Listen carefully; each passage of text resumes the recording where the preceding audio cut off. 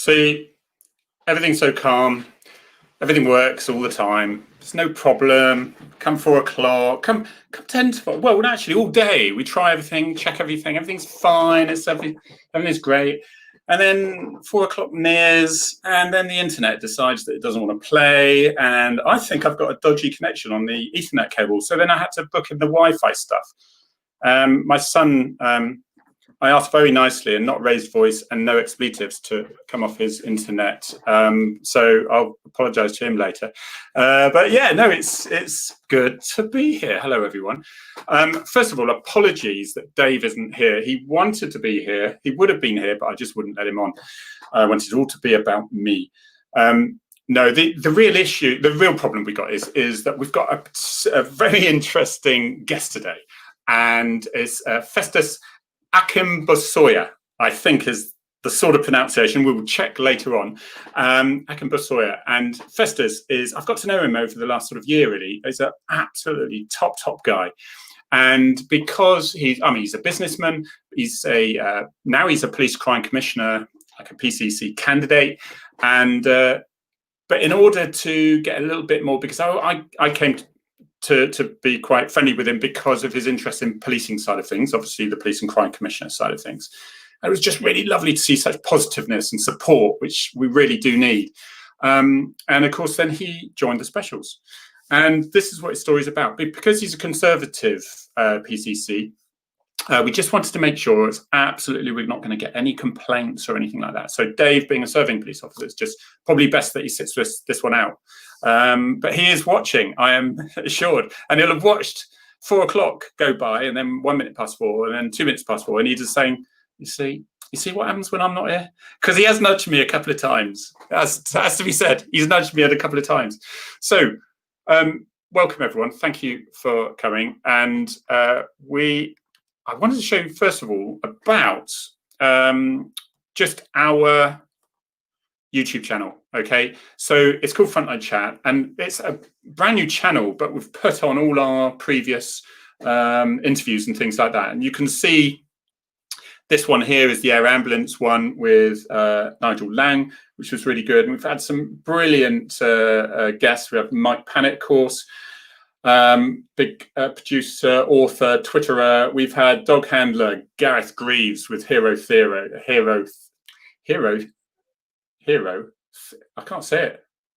Hero Theo. That's the one. That's why I can say it. We've had jumbo jet pilots, and we've had Nick Knowles here. We've had John Nichol here, and various others, including Sky reporters. So, and that was good. So it's just really going for variety. We've also had some new recruits into the police, which was really popular, really good, successful. So we're going to go back to them again, see how they're getting on, because they've done all the recruiting stuff and they've come out the other end and they've passed out, so to speak, and they are in amongst it all. So I thought, well, let's see them, see how they get on for the next couple of months, and then we'll bring them back. But that would be that I am looking forward to. Right, bit of admin here, really important admin here, because here we have, I just wanted to share this screen with you as well now, because this is really important. It's all kicking off. It's all kicking off on Friday. And that is Friday coming up. There's the countdown. It's the second reading of Finn's Law Part 2. All right, the protection of civilian dogs, as well as, and we've got the service dogs with Finn's Law. And we've got that. So 1 week to go until 23rd of October. And it's the second reading. The bill is still listed for the 23rd of October. Let's hope it's not put off. We therefore have 1 week to make sure our MPs vote in the right place. And look at this map here. Right. Dark brown, we're okay. This is my area here. Dark brown, we're okay. Grey, light grey, we don't know what's going on there. We don't know what the MPs are doing. So there's a bit of Dartmoor. There's up to Barnstable there. There's the Isle of Wight. There's a bit of Wales. There's something over to the east. It's Norfolk around there somewhere, isn't it? Checking my, right, and then just checking my geography a bit more. There's Midlands somewhere. That's slightly north of the Midlands, and that is I've never been to. Okay, right, that's geography done. But all the grey bits, please get to your MPs, and that's all you do. Just say, find my local MP on Google. Here it comes up. And you just stick in your postcode. I won't stick in mine. Somebody else said, how come you got 40,000 followers on your on your Twitter? I says, well, first of all, you don't delete all the bots and you don't delete all your trolls. And then that's how you get 40,000 followers.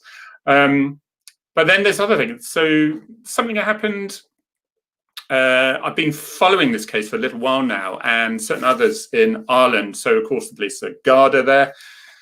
And this was just to show that there's repercussions for your actions. And this particular one is a really sad case of 2013, when Detective Garda Adrian Donohoe, I think it's the right pronunciation, apologies if it's not, Adrian Donohoe, or Donohoe, was murdered by this chap here. And he's basically Aaron Brady, and his gang were going around Ireland, and they were doing a load of armed robberies. And to protect the money being moved, they stuck a couple of Garda in, and they were being robbed. And the Garda got out of his car, didn't stand a chance. He got shot point blank range with a shotgun by this chap here. And anyway, he was on the suspect list, and he disappeared off to America. So a little bit later, he was located on a extended visa, which, an illegal visa. I mean, he didn't have one. And he was brought back. And now he is supposed to be, he's now a broken man. I understood he blubbed like a baby when he was convicted. He was given 40 years. 40 years. That is serious repercussions. And he was in a prison. Now he's gone to a high security prison, which includes a lot of very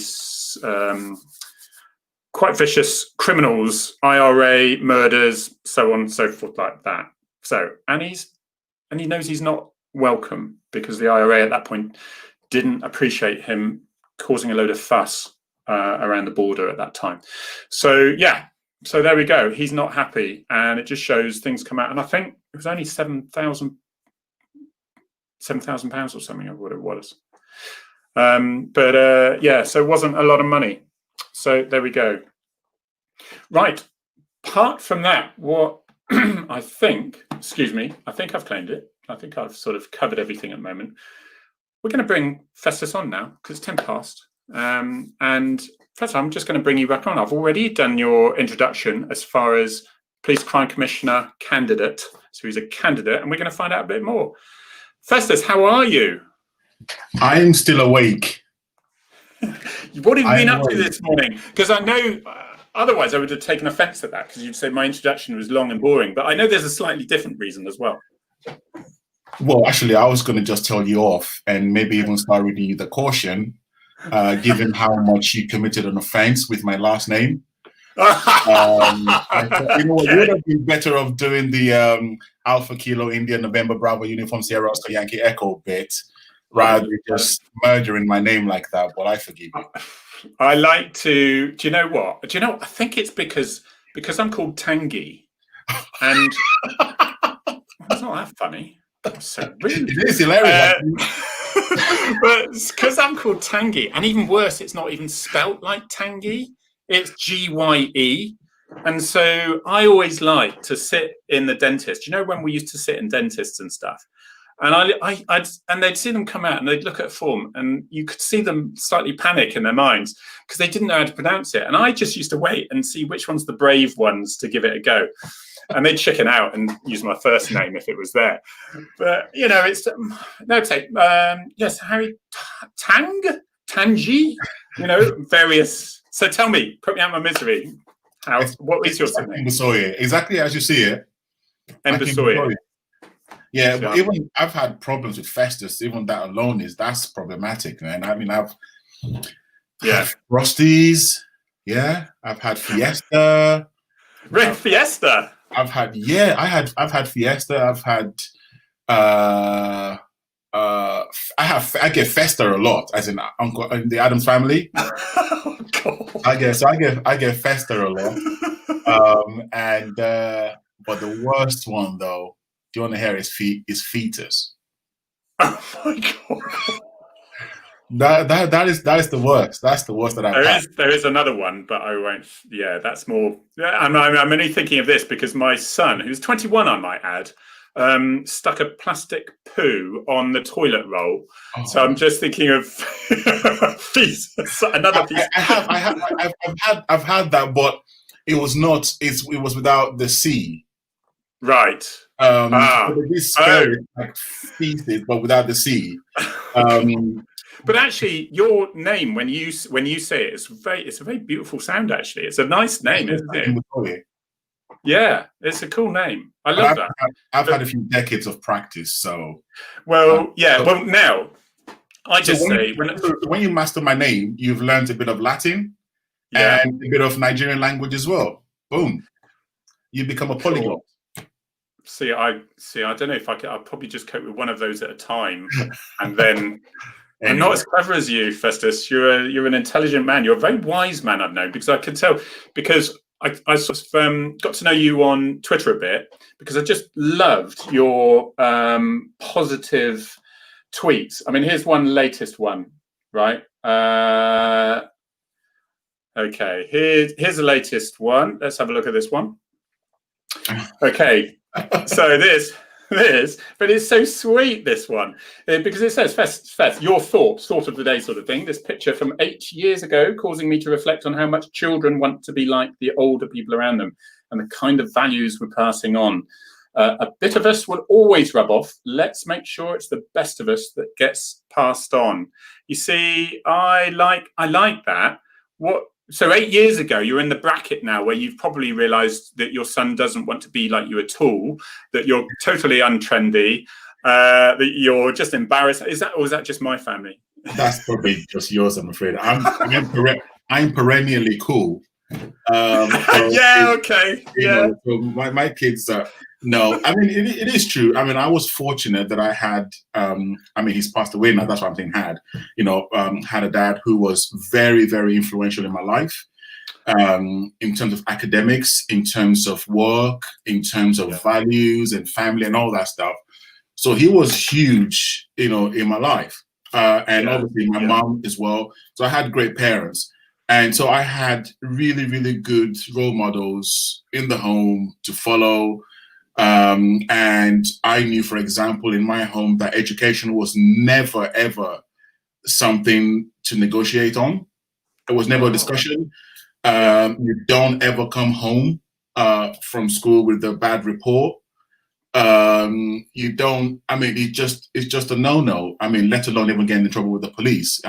Forget that, game over. But then I'm not, as a dad myself now, I see how, given the amount of time I spend around them, it's just weird when you start seeing them picking up stuff that you do or you say. Yeah. So now I see my kids who are very interested in politics. They're very interested in history. They're very interested in economics, and they could, because whenever I'm taking them to school, we always listening to Radio 4 or LBC and stuff like that. So they almost know that they could tell you the name of some politicians just by hearing their voice on TV. That's impressive. Because they're surrounded by that. So that was the whole thing about that picture, really. So yeah. Because it's so they had quite a. I suppose it's your upbringing is you just involved them in more adult things earlier on, and it was part of their everyday life. It was in the car. Did you discuss stuff a lot, or did they have their faces in their games or something? It's my car. I'm driving. I control the radio. So if I'm listening to it, that's what they listen to. I didn't really think about it, at the time, but it was only later on when they started asking me questions about stuff that they heard on radio. Then I realized, actually, that was a recession. What's inflation? And you said you'll find out soon, son. About that, and then we have a discussion about Black Lives Matter, for example, because then that's all these things. So for me, the news and current affairs and all that kind of stuff became an encourager and enabler of discussions between generations. So they soon find out. I found my children at the same time. Is that I've learned over time. There's not one easy solution for everything, and usually there's a lot more to something than you'd like to think. And people will say, Festus, you're a conservative, so that means you're this, and I hate this because of this. And sometimes you think, well, actually, there's a fair bit more to this. My daughter got into politics in her college, and I used to always at the meal table, she'd come back and she'd, oh, Dad, yeah, then it's basically the college students were very much, she left for university now, but when she went to Southampton College for a year, she said, a lot of the students were, you should let everyone out and speak nicely to people. It was that sort of, I'm being a bit facetious here, but, see the best in people and then they'll be fine, which is true to a certain extent until there's some people that aren't ready to change at this point, and therefore they need the firm hand of law and order. And so she would then come up with something, and I'd always think, oh, she knows, they'll know who that's come from. Speaking like a copper, she was. So you're you've got, how many children you've got, and what sort of age gap are you? Are you out of the very young now? So I've got the 16-year. I've got the 7. It's going to be 17 in November. So I've got him. Then there's my daughter, who is going to be 16 in November as well. There's literally 11 months between the two of them. And that's what you call an Irish twin, apparently. Well, then I am an Irish twin because I was born on the 22nd of March. Oh, I know my date of birth now. There's no money in the account. You'll be all right. Well, the offshore one, obviously, but no. But my brother is on the 23rd of March, but he's a year older than me. So he's 364 days older than me. So for one day, we're the same age. With my first two, they have exactly 2 weeks that they're the same age. Right, yeah. So it's very similar. So same month, but 2 weeks, 11 months, and 2 weeks apart. Yeah. Then there's the 12-year-old. So so I've got great kid, great bunch. But it seems they probably run your house for you because you're you're level-headed, cool, with an over slightly complicated surname, unnecessarily so in my view. And but you've got I know you well enough that I can hopefully talk to you like this. When I see Festus just disappear from the screen, I go, I think I went too far. But generally, is it around the house now where you've got lots of hormones and things buzzing around and everything's chaos? Or are you one of those annoying people where everything is like, that you whistle in the morning, they all come down in rows and the table's laid for them? All I need to do is this. Because you put a photograph of you when you were 16 and I can see no difference. I should have it up here. I can see no difference at all. Honestly, you've got the neck of a Formula One driver. I mean, you are a formidable person.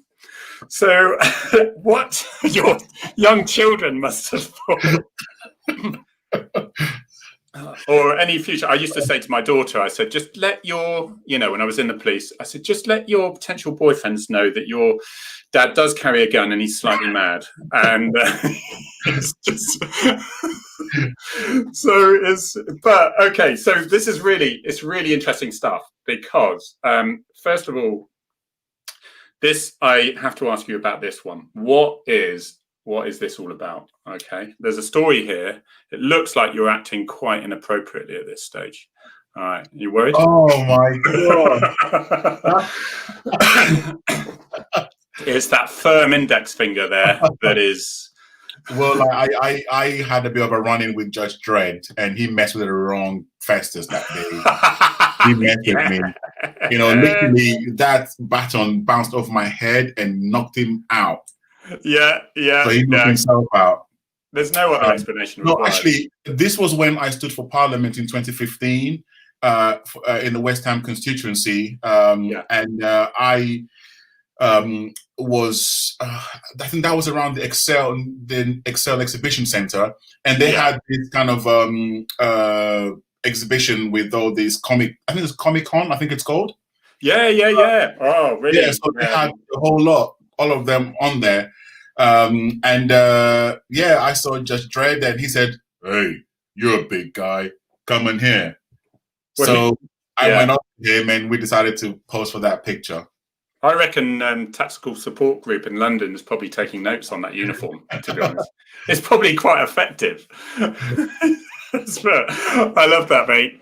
So, you, can we talk about your business? You run a business? Yeah, sure. So what's your business? Well, I run a security and risk management company, and the company I started about 17 years ago. Yeah. And I actually started in business when I was 16.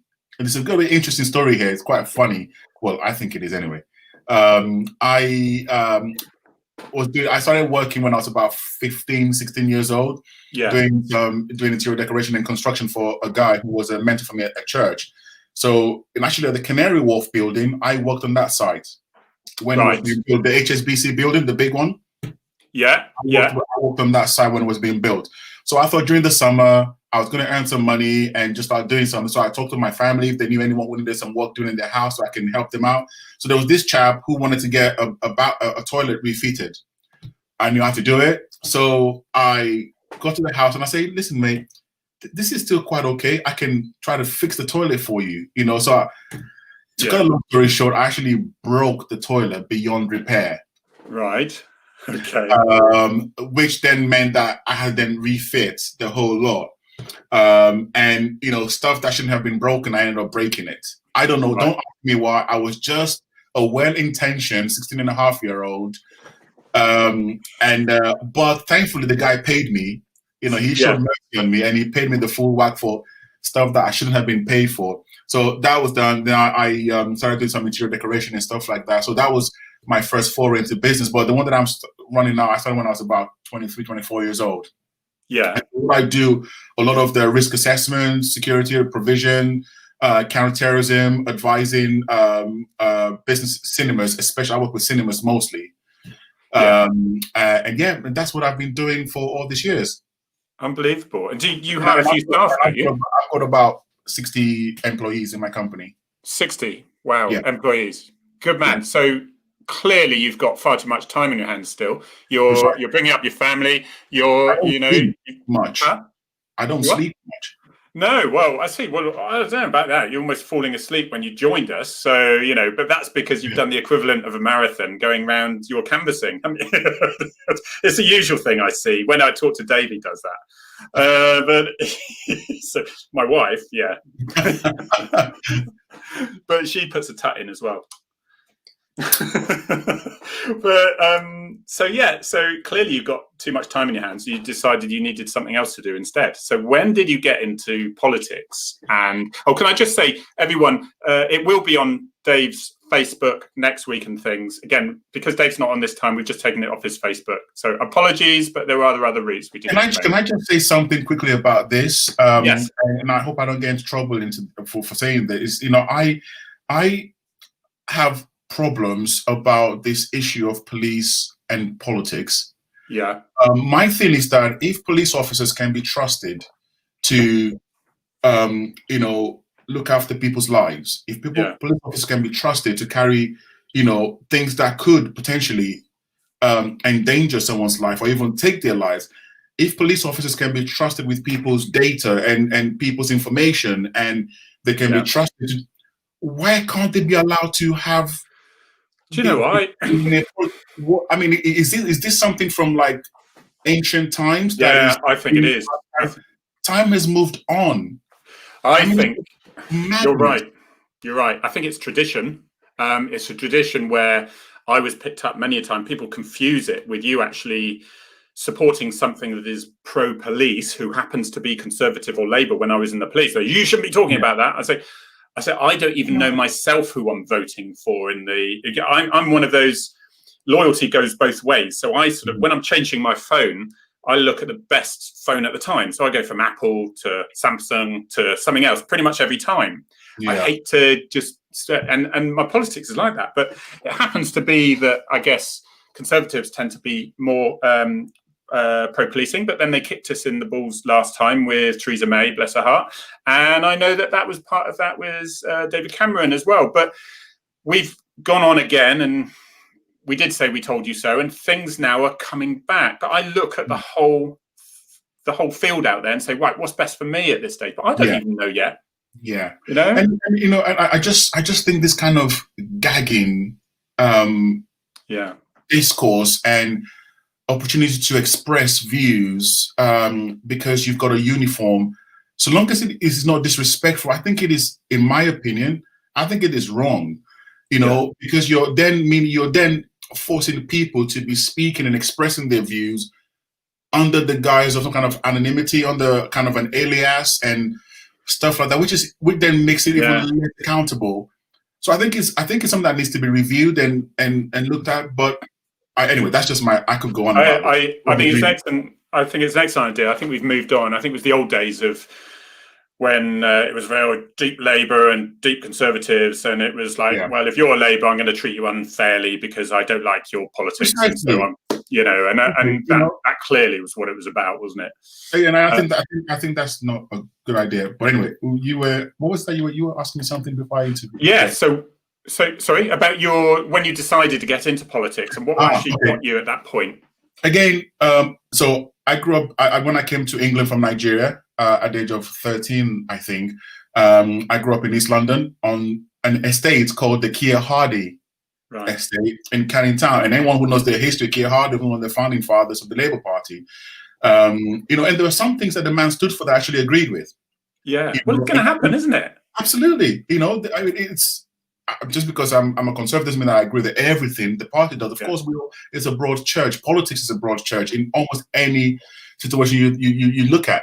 So I remember, now my dad was into politics in Nigeria before he came over here, and he left there when a chap called Abacha, who was a dictator, came into power, and then he had to leave the country. So we settled in East London. And I remember when I was about 18 years old and I had a chance to I had a chance to vote for the first time. And my dad said to me, Festus, which way are you going to vote since you're going to get your first vote? Yeah. I said, I'm going to vote Conservative. I don't even know the reason why. I just thought, that's what I'm going to do. It was a local election, which Labour runs all of that part of the county anyways, that part of the borough.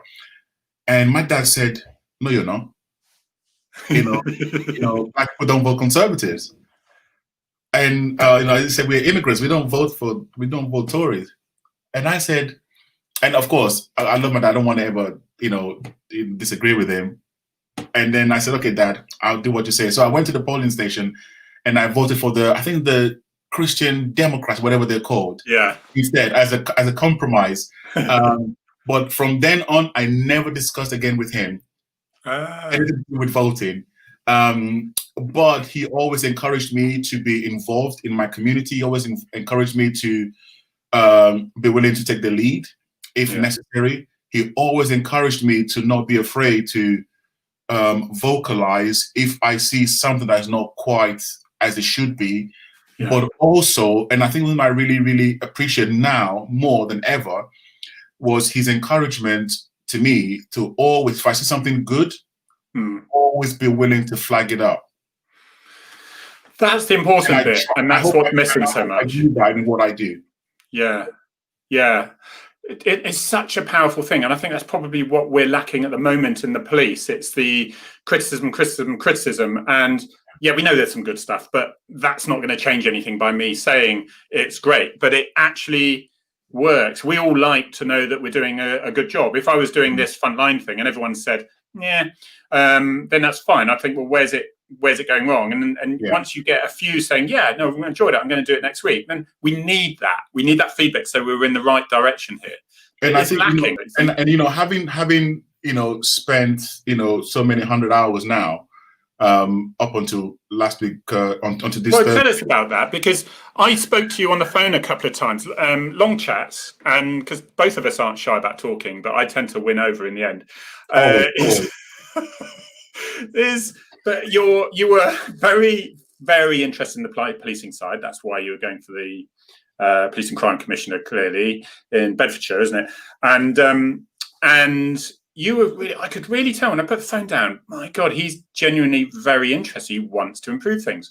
And then it came back, Harry, I'm going to release some information. I'm going to join the specials. And I said, oh, how are you going to do that with your involvement with so how did you get round that, first of all? And what was your experience like in the specials? The bottom line was that I had to, the way that I had, it wasn't a case of getting around it as such. I had to do what the rules allowed me to do, which was to, I had a choice between continuing as a candidate in campaigning and being politically active at that point thereafter, or not be. So basically I had to choose between politics and policing. Yeah. And there were a couple of people who called me and said, look, first, this is the situation. And I had already gone 2 weeks into the training, by the way. And then a week before I attested, I got the call, like, well, Festus, the only way we're gonna deal with this is either one or the other. And I would understand if you chose to continue campaigning, if that's what you've been doing, you put a lot of effort into this. We would fully understand if you chose to continue campaigning as opposed to continue as a special constable. And I told every single one of them, well, I thought about it for about all of 10 seconds. Yeah.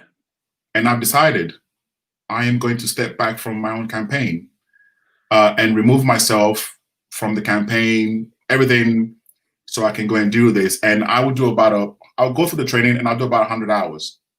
Yeah. So I said to everyone. Yeah. And obviously I ended up doing about 400. Because the cards were on the table, and they realised that you weren't going to be, well, I wanted this to be my career, and then you've done, the cards were on the table. You said, I could tell you were desperate to genuinely find out what was it like in the police, and what pressures were they under, what was the reaction they were getting on the streets. And so generally, you're in there, and it was the training first of all. I think I had something while you're doing that. I'm going to have to see if I can find something again. See if I can find it. So yeah, generally, what was it like with that training generally? Because you did a daily video update, didn't you? Yeah, and that was hard because I had to try and capture that moment within about an hour and a half or so of me finishing training. Yeah. And what people don't actually realize that some of these training, well, all of them started around 8:30, 9 o'clock in the morning, and I'll go through to 5 p.m. every single day. And it was during the time when we had the heat wave, during the lockdown as well. Yeah. It was very challenging. But the training was, I have to give a huge amount of commendation to the training team for the community and policing department in Bedfordshire Police. Honestly, the quality of the training was exceptional.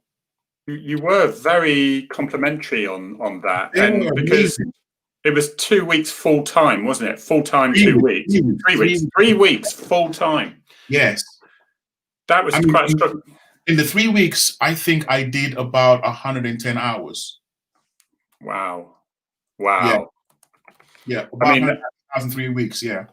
I mean, it is hard to fit in your everyday work, of course, and you had to obviously take that off. But it's not just that, is it? It's the assessments, it's learning, it's the assessments. It's I tell you what, the assessment for the PST, that was something, because I'm not even though I might look like it. Yeah, I am not a violent guy at all. I'm not used to hitting people, and yes, even though I might look like a boxer, I've never boxed anything. I don't do none of that stuff. You don't, to be honest, you don't need the skills when you look like you, Festus.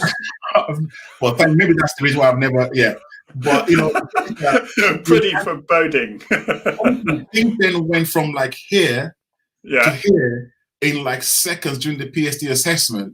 So we had this big old guy. We had two of them, a chap called Craig and another guy called Carl. And they came in, and we had to come into the hall, and the scenario was a guy who apparently I had arrested last week came to the car park. car park during the scenario, and he recognized me as a copper, and he wanted to have a go at me because I nicked him last week, even though he was also claiming that I slept with his wife. So I had a couple at me, angry guy who wanted to bash the crap out of me. So the assessment was, how are you going to use all the things you've learned in training to deal with the situation? And of course, unless you're used to just getting to scraps straight away with someone, you're always alert to risk. You're trying to talk with people. You're trying to use your TACCOMs and everything to try and calm the situation down and all that stuff. And so there was me trying to be diplomatic, trying to use my, firm, situation. And this guy whacked me in the forehead. He just went, doof. At that point, I was like, gloves off, boom, boom, boom. Good. Because that, look, I'm going to show you. I'm going to show them a little bit here. Let's see if that's there's a bit of video. See how it comes up on this one a minute. There we go. Right, let's share this. See if I can. Wi-Fi is a little bit dodgy, but let's see if I got some voice on this as well. Here we go. All right, here we go.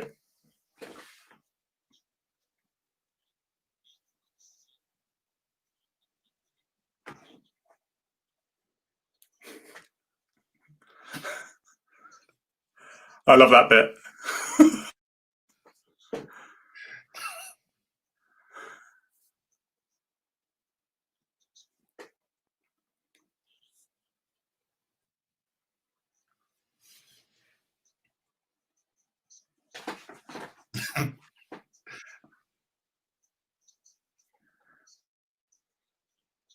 And then it was 3 days. Yes, we got that for 3 days. It was. They did warn us. Yeah, so you go for the warm up, and you said it's actually not a warm up; it's a workout. Yeah, they made us do a bleep test. Obviously, you have to pass the bleep test anyway to continue to get on with the training. So I passed that, and then the following day, we were going to continue with the PST, and we thought, well, you've already passed the PST, you're not going to do it again. Yeah. No, we had something that was even worse than the PST. It was really, really, really tough. So it's just learning stuff, isn't it? It's learning the rules and laws. And I remember you saying you're particularly impressed about how much information you have to learn. And you said to me something this morning about, the wages and whether you do the job as a police officer, about, you just think to do that job and how much, so you're out there, you're on the street, and you had a few experiences which opened your eyes a little bit, wouldn't it? It either happened to you or your colleagues nearby. Yeah. I mean, I saw an officer that got bitten. She got assaulted. A chap that I arrested, he was taken into custody by the prison transport. Actually, I got a cake fine out of this, by the way, because did you? I obviously the guy went in transport with my cuffs, and I gave my collar number, as you do, the time of arrest, the whole shebang. It got taken away. I went to the station to start cramming up the job. And I heard on the radio, well, the chap is now being transported to another custody because it was full. Yeah. It got me realizing, of course, that my cuffs was going with this guy. And 2 days regular. That happens, doesn't it? It never dawned on me to ask for my cuffs from this officer. So 3 days later, I was to be back on duty. I couldn't find my cuffs. Kids, have you seen my cuffs? I told you, don't mess with my stuff. Don't touch them. Don't. No, we haven't seen it, Dad. I know where it is now. So rookie era, I called up the sergeant's office. Guys, have you seen my? Has anyone handed in any cuffs? Yeah, right. Because there's a rule here. So for anyone out there, you could leave a 20 quid note on the table and it would be there 6 months later, right? Yes. But leave a pair of gloves, some cuffs, whatever. Anything. 9mm Glock, no. Then it will go. It will go. Or it will be, what happened to yours? Because you recovered some later, didn't you? police officers are great. There are just some things that happen that honestly, I'm pulling my hair out, and no, I mean, I'm pulling something out. Yeah, but anyway, so it took me about a week to track down a set of cuffs. I had to loan one from the training team. So I got an email from my crewmate that, oh well, I've spoken with the prison transport chap officer, and he said he's found your cuffs. So go to the police station. So the guy sent me an email. Oh, hi Festus, I've got your cuffs. If you go into the station, here's my drawer. It's there. This is my collar number. This is my box number. It's waiting there for you. Anytime, go and get it. So I got there to pull out the drawer. Oh yeah, these sound like really old, banged up, trashy. Absolutely, like this has been to Afghanistan. And every copper knows what's happened there. He's done a swap. He's found somebody. So he's kept the nice Special Constable, new, fresh, cuffs. I'd look at it another way, Festus. I would look at it another way. I'd walk around with your cuffs like this, like, yeah, I know they're worn out. How often I use them? I mean, the mistake that I made as well was to tell the CIP team, the community policing team, and our sergeant who does the training, what had happened, because she had to loan me a set of cuffs. Yeah. And I got to training our CPD morning on the Monday, the following when that incident happened. She's like, Festus, cake fine. Never ever lose your cake. If it's a standard issue, if it's a personal issue, it goes with you everywhere you go. Everywhere you go, your radio, everything goes with you. Although I will confess, my very first prisoner was in Torquay, and then my last, after 30 years, was in Torquay. And I walked him in. I said, "I hope you're flattered." He says, "Why is that?" I says, "Well, you're my last prisoner. I might, unless I get one on the way home, But and he was like, "Oh, okay, I feel honoured," he said. And he goes, "But I left my cuffs there, so it's not just a rookie mistake." The only good thing, I went the next day and I went to custody. I said, "Oh, have you got something?" Anyway, he had a box load of cuffs. And they have to keep a few just in case they have to evacuate the place, and all that. But they got it. And he said, "Right, take your pick." So that's what happened. So actually, the cuffs that I took were much nicer than the ones I'd lost. But you're one of the guilty parties then. No, well, obviously I looked for mine in there, but they weren't there. But because funny thing, I actually went to the custody sergeant where the chap was taken to ask for them, and they said, "Well, sorry, I don't think we've got any spare ones here. We've got exactly the same amount as we have cells. Yeah. So we've got no spares." And I'm just sure they were laughing at me as I walked out of the custody suite. Yeah, Mick, that's not the point. But you don't need them anymore, Harry. It's not the point. You were a copper once, Mick. You need to understand these things. We just need to tell coppers to stop taking other people's stuff. If they're shiny or they smell of leather, that's it. We were warned about that, but I didn't. Well, So okay, so you've done the East Coast, and I remember you saying at one point you said, "Oh, Harry, I might just keep this on. I love it. I might just dump the rest of my life." And you were really. I really enjoyed it. No word of a lie. Every single officer that I worked with, and so my 400 hours was broken down into 220 of those were frontline hours. About 2/3 of those were on response, and about the other third was on community policing.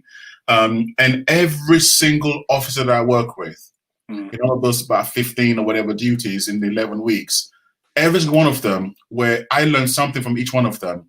Yes, they had the same outcome, but there were slightly different ways in the way they did it. And I just love to learn. I love to see how people do things, and I just enjoyed it so much. I really, really enjoyed it, and I would have gladly loved to continue.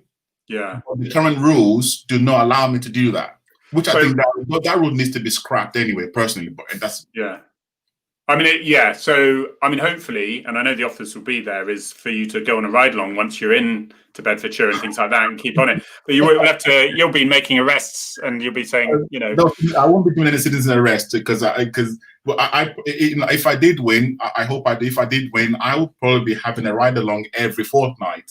Yeah. I mean, it's invaluable. Now, what was the reaction you got when you, because it's quite a hostile world out there, isn't it? And policing is in the policing is very much in politics. In the Southwest, it doesn't seem to be such an intensive issue. London, the Met in particular, they are seen by the world and everything they do and everything they're videoed. Do you think there is something that could quite quickly be done, or where do you think the future is with the sort of how the police and BAME community sort of get on a bit more and understand each other a bit more in order to progress to what the common denominator is we want a better, safer place to live in? Yeah, that's a very important question you ask, Harry, and I don't think there are any easy answers because society and human nature fluctuates and changes so much, and policing would also have to adapt. But my starting point is this, and sometimes when I look at complex situation within my own business, I've got to say, what is the starting point? Because that starting point, what is the end point? That determines everything else. Sure. And for me, it is the fact that criminals, and criminality is not going to go away anytime soon. And until we have something else or other people who are able to fight crime, prevent harm, protect property, and save lives and all of that stuff, then we're gonna we've got to keep the police and fund it accordingly so that it can do that job. Until we've got an alternative that's better, we've got to stick with that. And in my opinion, and as I have said before, I think police officers are extraordinary men and women who are trying to do extraordinary things with great success most of the time. Yeah. And that's something that doesn't get spoken about enough, in my opinion. But until I actually saw it day to day to day to day, given the amount of contact every hour that police officers up and down the length and breadth of this country have, and how little things go wrong, right? Yeah. I probably could not have believed it myself. So as a body of police officers or as an institution, please forgive me for not knowing that. Because you see it from if I hadn't done this, I would not have the same kind of appreciation. And it's what we get all the time is when we have someone on an attachment, they go, oh yeah, no, it's incredible, what you guys are doing, all this sort of thing. I didn't get that. I didn't have that impression. I think because it's very easy just to think that officers are just, they're basically doing it for a wage and trying to impose a little bit of power, which, to be honest, they'd be very bored of after a couple of days, especially after their 50th complaint. It's a sort of thing that I'm always very keen to learn about, but I found it was very difficult to talk about until relatively recently.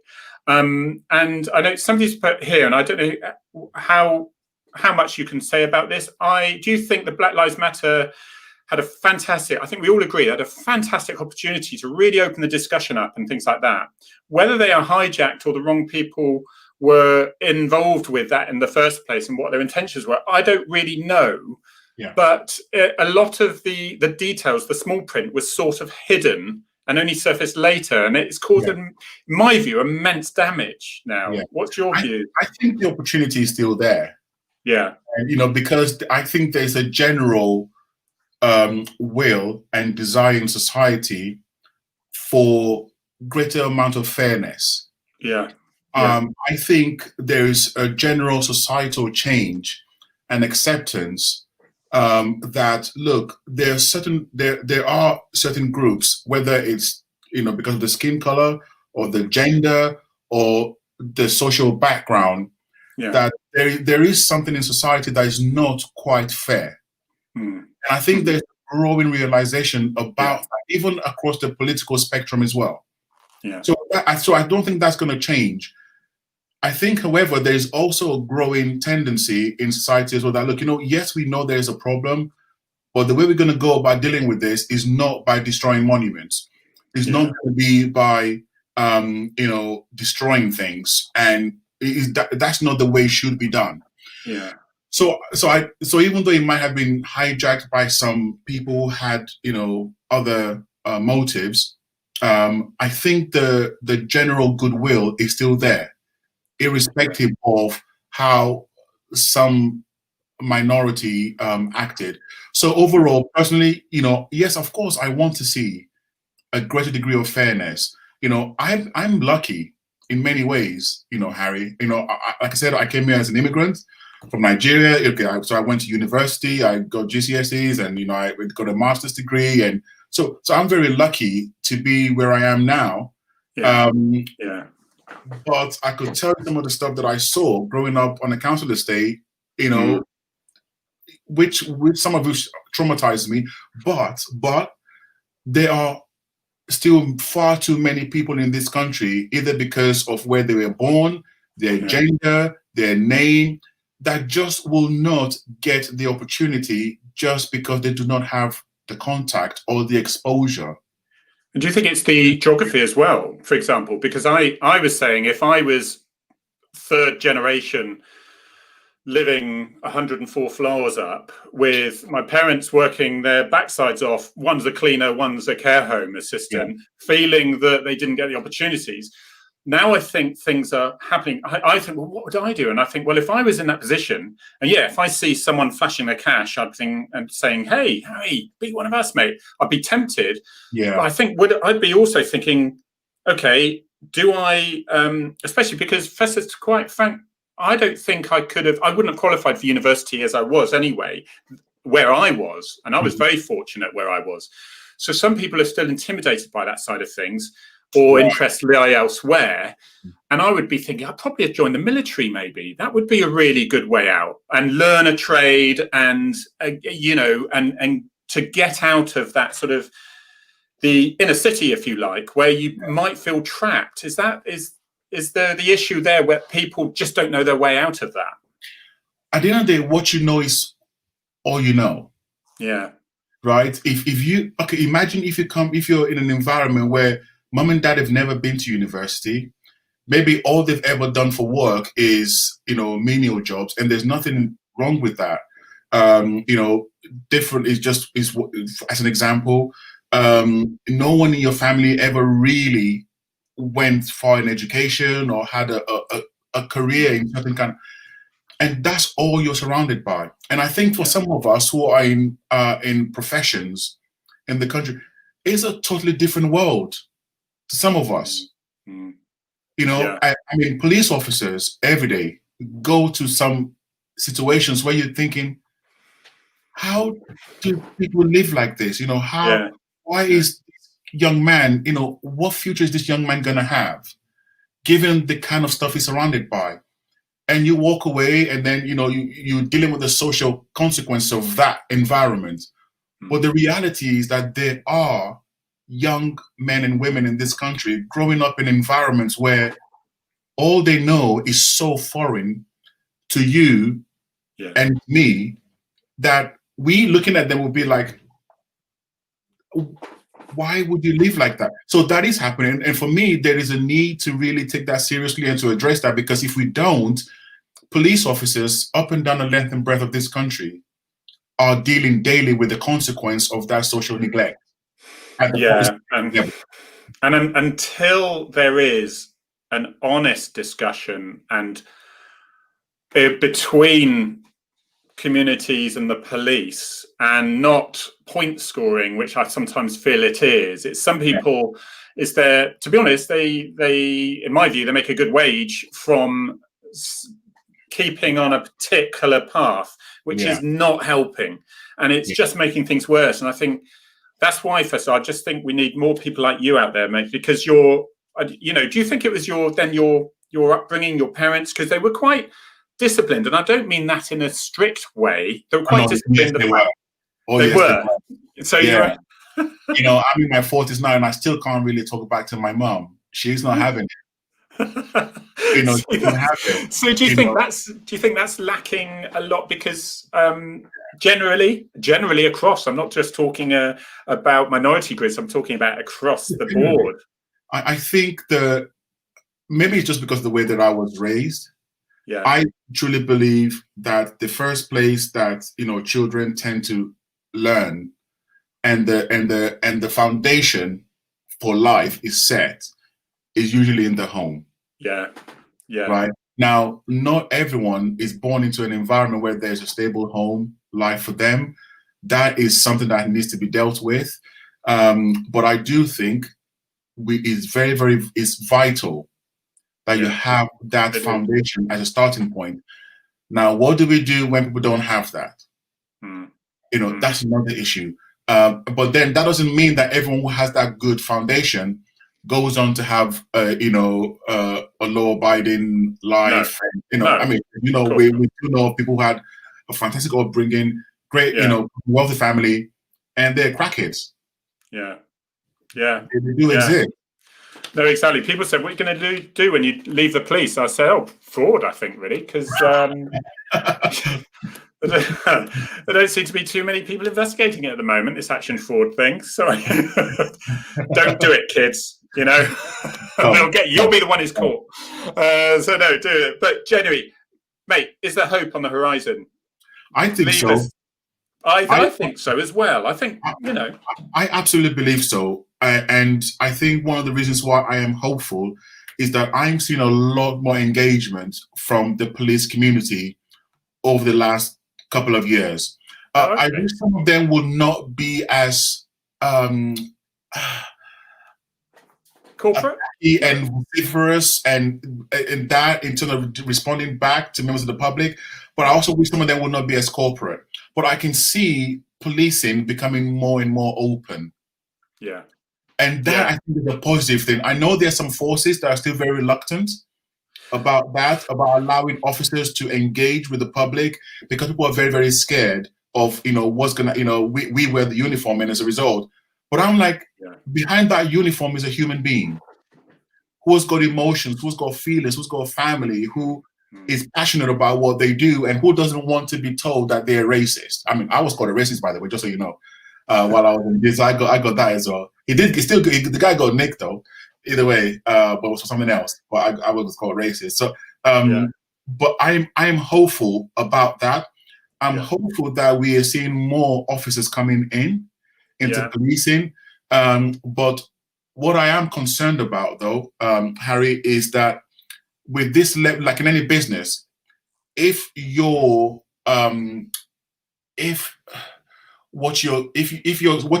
demand for your product, for example, outstrips your supply chain, you can end up disappointing your customers. Bang on, yeah. And I'm concerned that we've got so many officers coming in at the moment that we do not have the right training base in some cases to deal with this. I mean, they're just coming in, and maybe they're right there. And it's something that does worry me. But overall, I cannot force the enthusiasm of every single officer that I serve around. It's wonderful to hear. Sorry? It's wonderful to hear, and it's really wonderful because sometimes I start thinking, am I going mad, or am I just so sort of yes, you are. Yeah, I know. How did they give you a gun? Right, get him off. That's it. My reputation was in tatters at the best of times, but this is quite. But mate, I think on me being absolutely mad is probably we're going to leave it there. Actually, there you are, fine figure of a man. Won't be wearing the uniform for a while. You will be running for the PCC now of Bedfordshire. There are 2 other candidates, I believe, but all the best. I might quickly buy a house in Bedfordshire so I can vote for you, but that's probably not going to happen. But you got, yes. Yeah. The thing is, I thought I'll get a new car, and then I thought it's the same fuel as when I was commuting to work.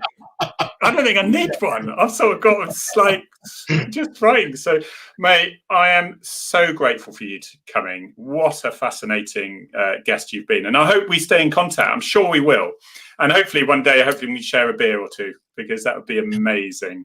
Yeah. All right. So thank you. We're going to leave them wanting more, quite frankly. And thank you to everyone who's with us. We'll be with someone. We'll be back with Dave tomorrow, next week, Saturday at 4:00. Looking forward to seeing you, and join us there. Thank you, Festus, and good luck. Take care, my friend. Thank you.